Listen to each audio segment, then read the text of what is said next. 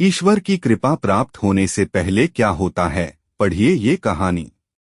ईश्वर की खोज में भटकते सुकरात को ज्ञान देना था तो भगवान उस बालक में समा गए, सुकरात का सारा अभिमान ध्वस्त कराया। जिस सुकरात से मिलने को सम्राट समय लेते थे, वह सुकरात एक बच्चे के चरणों में लौट गए थे।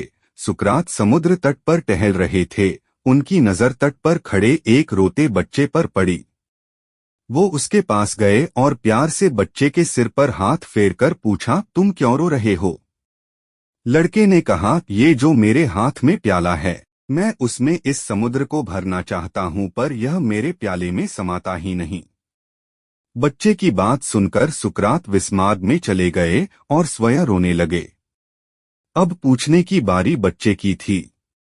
बच्चा कहने लगा, आप भी मेरी तरह रोने लगे, पर आपका प्याला कहाँ है? सुकरात ने जवाब दिया, बालक, तुम छोटे से प्याले में समुद्र भरना चाहते हो और मैं अपनी छोटी सी बुद्धि में सारे संसार की जानकारी भरना चाहता हूँ। आज तुमने सिखा दिया कि समुद्र प्याले में नहीं समा सकता है।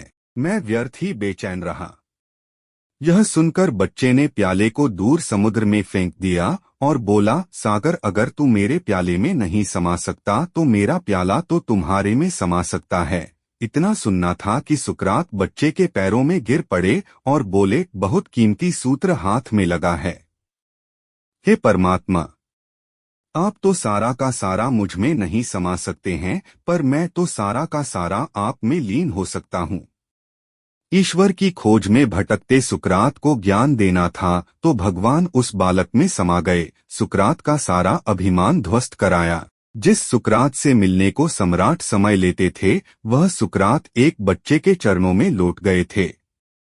सीख: ईश्वर जब आपको अपनी शरण में लेते हैं, तब आपके अंदर का मैं सबसे पहले मिटता है। या यूं कहें कि जब आपके अंदर का मैं मिटता है, तभी ईश्वर की कृपा होती है।